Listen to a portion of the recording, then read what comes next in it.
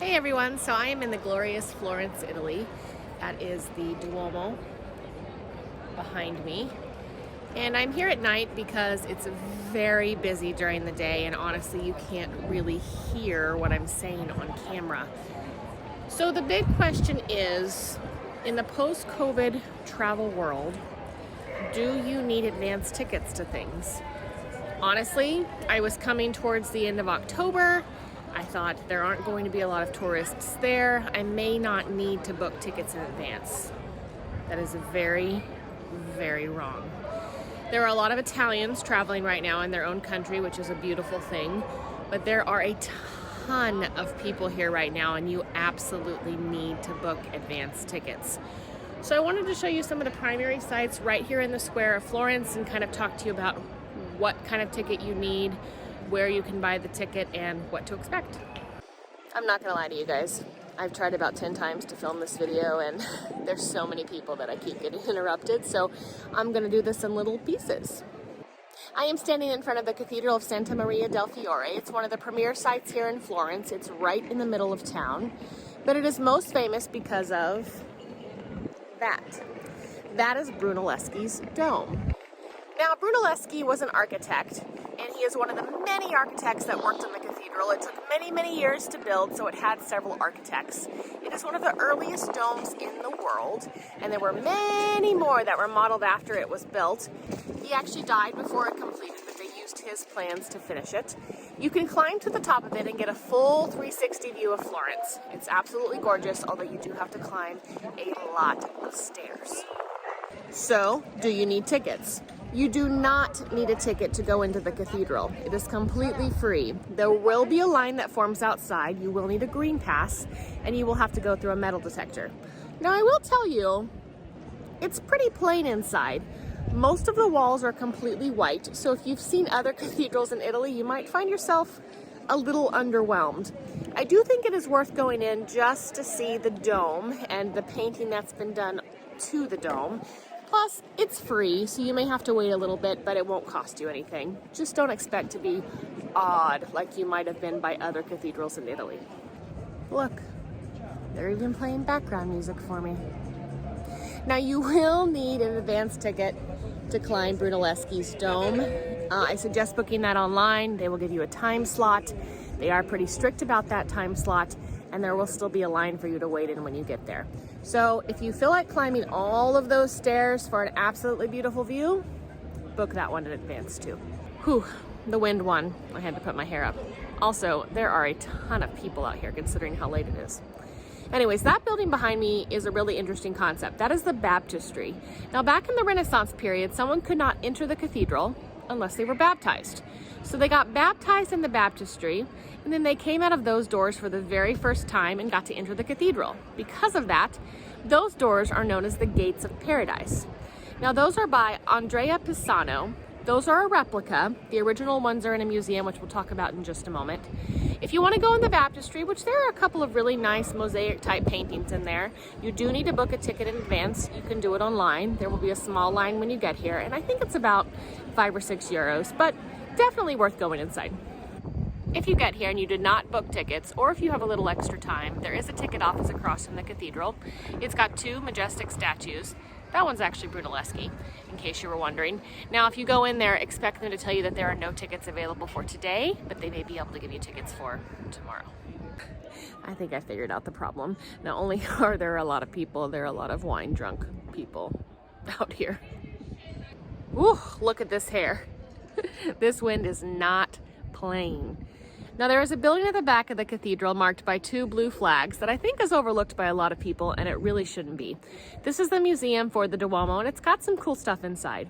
One of the most famous things is one of the Pietas, or Pietà, if you're fancy, by Michelangelo. Now, the most famous Pietà is at St. Peter's Basilica at the Vatican, which he did in his 20s, and it's astounding. This one he did when he was in his 70s, and it was meant to mark his tomb. Now, it also features Nicodemus, which is one of the men who is said to brought Jesus down off of the cross, which is a self-portrait of Michelangelo. Now, why isn't it on his tomb, you ask? Well, because he hated it. Before it was finished, he got upset with the quality of the work or the marble, and he smashed it to pieces. Of course, it's Michelangelo, so somebody put it back together, and it now lives in that museum right there. They also have a lot of other cool things, like statues that used to be on the outside of the cathedral, some things that were used to build the cathedral, and Brunelleschi's death mask, which, if you're into that sort of thing, is pretty cool. Yes, you do need tickets. Yes, you should book them in advance or at the ticket office. But when I went by the ticket office, I couldn't get a reservation for 2 days. So keep that in mind if you want to see the Pietà or one of them. Sometimes when I'm walking in really old cities, I like to imagine what it must have been like back in the days when, like, Leonardo da Vinci or Michelangelo walked these streets, and what it was like when they stopped in for a pair of Ray-Ban sunglasses. Must have been amazing. Whew, guys, if I could get wine drunk off of osmosis, I'd be really drunk right now. So obviously, as you can tell, this part of the video was filmed on a completely different day. I did originally film it at night, but my audio was so contaminated by wind, you could not hear a single thing I was saying. And there are a lot of people here right now, so hopefully you can hear what I'm saying now. This next to me is the Palazzo Vecchio, which is a really cool building. It's got a lot of Medici artifacts in it. It's also the site of what is thought to be the location of one of Leonardo da Vinci's lost frescoes. It's now painted over by a completely different painting, but still a lot of history there. It's also got a couple of really cool rooms like the Hall of Maps and the Hall of Lilies. I highly recommend you stop by. If we rotate it this way, you will see the Uffizi Gallery behind me. Giant, massive, huge art museum. It's got a couple of works by Da Vinci in there, along with a Michelangelo, some stuff by Raphael, Titian, Rembrandt, endless art. You could spend hours in there. There are a couple of really good tours that take you through in about an hour though, and I highly recommend those. But you do absolutely 100% have to buy an advance ticket. Even with an advance ticket, you're probably gonna wait for a little bit, so plan in advance, but it's something you probably don't wanna miss. The Uffizi Gallery actually stands for offices, and it's where the Medici family used to keep their offices, along with a lot of the trade and skilled workers of the time. Funny story, one of my tour guides kept telling me over and over that this is where the onions were kept. She said it several times. This was the site of the onions. This is where you could find the onions. I couldn't figure out what she was talking about. Turns out she was trying to say unions, which makes a lot more sense. But that tells you right there that English is a ridiculously hard language. To the Uffizi Gallery, you can find a really cool open-air museum that's got some super cool and really old sculptures in it. It's free to enter. It used to be open 24/7, but now you have to show your green pass or your COVID pass, so it's only open during the day, but it's free, super easy to access, and I highly recommend you check that out too.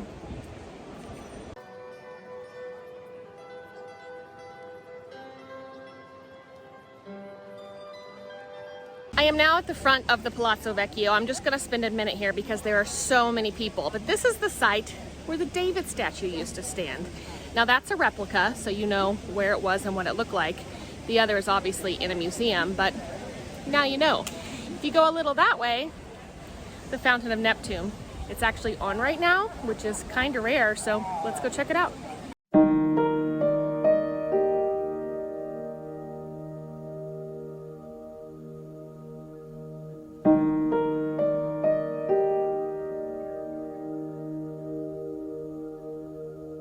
If you do find yourself with a little extra time here in Florence, you might check out the Bargello Museum, which is the museum here on my right. It's got some really neat sculpture inside. Some things by Michelangelo, and probably most famous is Donatello's David, which is significantly different than Michelangelo's David. It's more feminine, I guess you could say. Anyways, really cool museum. You should buy a ticket in advance, but they're pretty easy to get.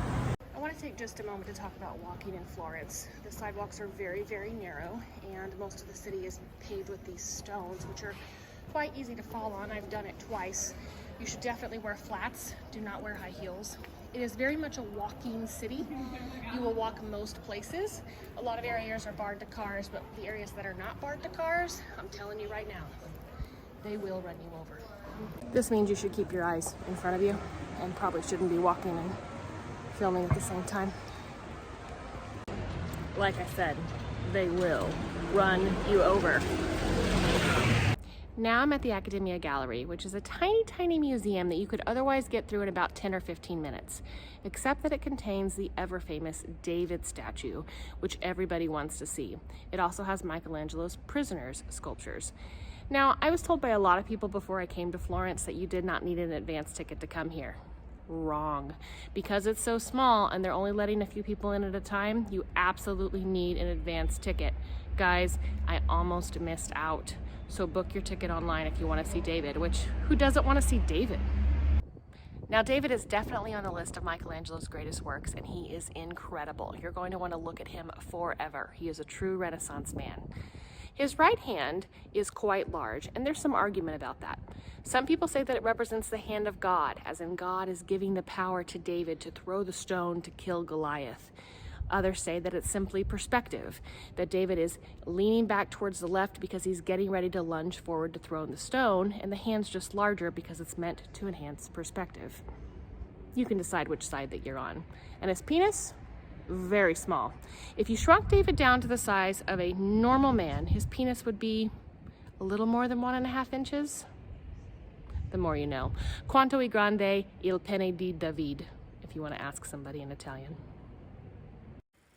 I don't know what a fitness spa hotel is, but it sounds awful. This is the Santa Croce Basilica, which is more of a mausoleum. There's a lot of famous people here. Machiavelli, the politician, and some say philosopher. But most notably, it has the grave of Galileo Galilei, as well as Michelangelo. They are absolutely gorgeous. I recommend you go inside. I did have to book a ticket for the next day, so plan that one in advance. So interesting fun fact time, because I had to do a lot of research to figure this out. But on one wall is the tomb of Galileo, and on the opposite wall is the tomb of Michelangelo, and there are several other tombs on the ground in between. There are two graves that look like they are in the shape of a dead body laying there with a Latin inscription at the bottom. One of them definitely says something about Galileo, which piqued my interest.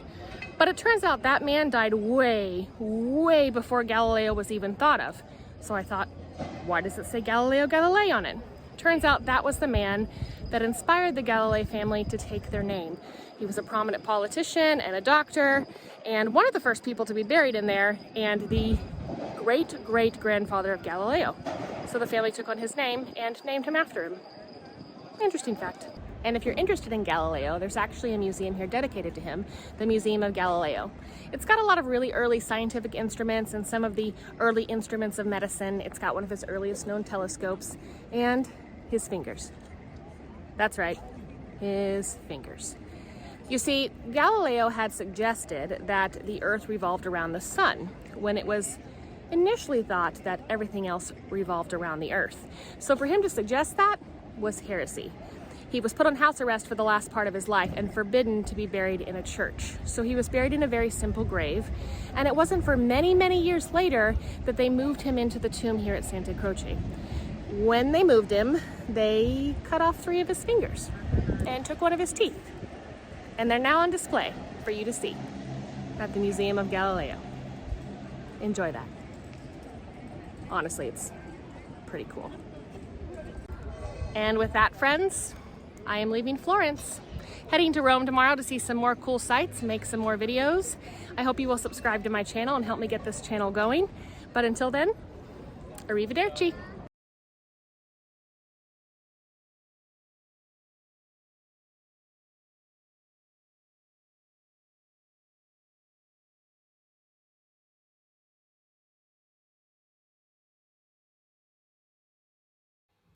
This may look like Dante's tomb, but it is not Dante's tomb.